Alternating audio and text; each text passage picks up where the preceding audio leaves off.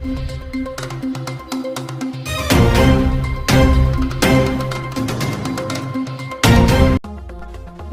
જિલ્લાના શિહોર તાલુકાના ચોરવડલા ગામે 2 દિવસ પહેલા થયેલી માલધારી યુવાનની હત્યાનો ભેદ હવે પોલીસે ઉકેલી નાખ્યો છે. ચોંકાવનારી વાત એ છે કે મૃતકનો મિત્ર જ હત્યારો નીકળ્યો છે.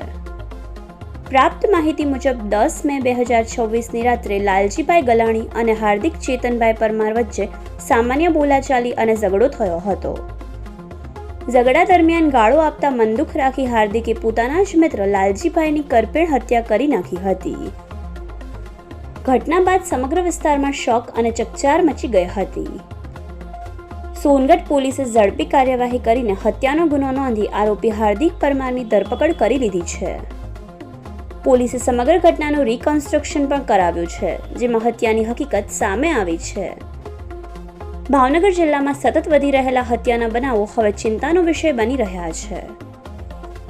રિપોર્ટર વિપુલ બલિયા, યશવી ગુજરાત ન્યૂઝ, શિહોર.